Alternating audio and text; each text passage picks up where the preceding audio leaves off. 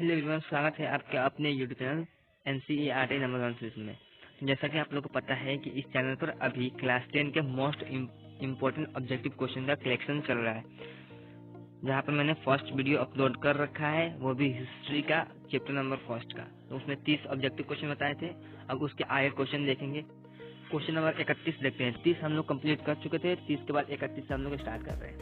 विस्मार्क किस विद्वान के विचारधारा से प्रभावित था? जो विस्मार्क था वो किस विद्वान के विचारधारा से प्रभावित था? तो ये हम लोग हो जाएगा हिगेल। हम लोग का सिंपल आंसर होगा इसका बी। चलिए क्वेश्चन नंबर आगे देखते हैं। जर्मनी एवं इटली के एकीकरण के विरोध में निम्न में कौन था? हम लोग क्या होगा? ऑस्ट्रिया हो जाएगा। चलिए अब देखते हैं क्वेश्चन नंबर ये। नेपोलियन में जर्मनी में किस संघ की स्थापना की? तो राइन संघ, सी हो जाएगा आंसर इसका। चलिए देखते हैं अब क्वेश्चन नंबर 34। किस युद्ध के बाद जर्मनी का एकीकरण हुआ था? किस युद्ध के बाद जर्मनी के? तो हम लोग सीडान का युद्ध में जर्मनी का एकीकरण हुआ था। चलिए क्वेश्चन देखते हैं आगे 35 नंबर।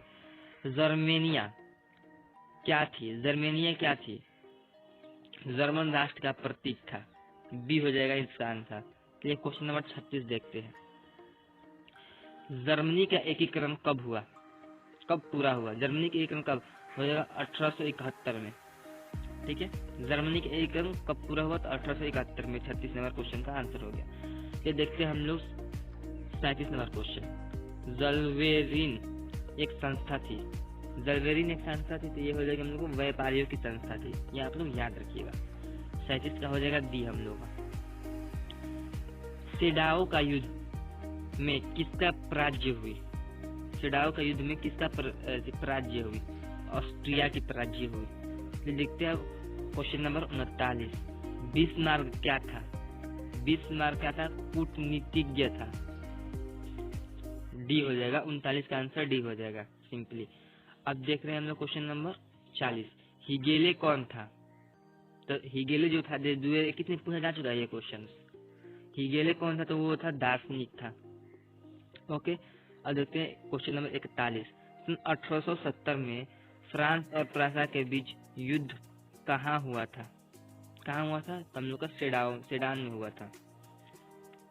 आप लोग याद रखिए, ये भी 2015 में पूछा जा चुका है।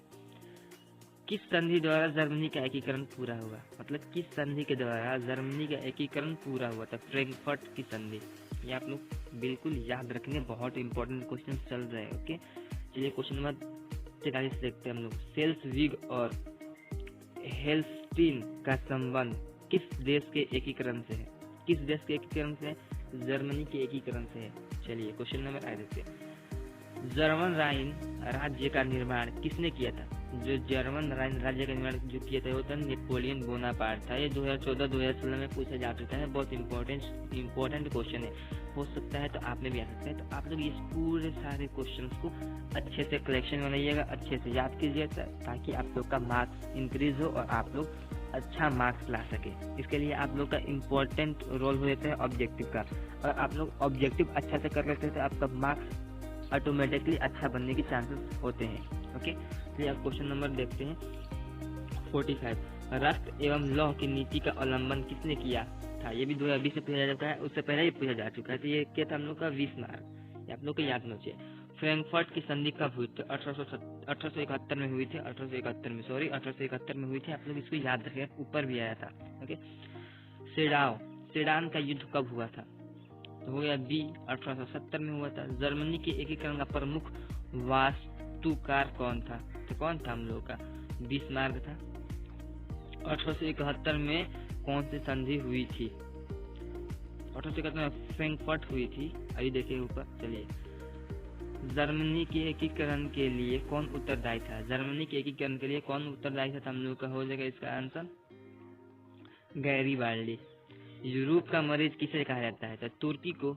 ये 51 नंबर देख सकते हैं। यूरोप का मरीज किसे कहता है? तुर्की को।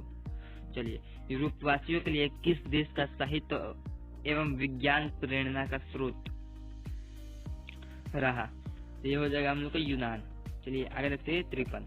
यूनान के स्वतंत्रता संग्राम में किसका पराजय हुई? तो तुर्की की हुई।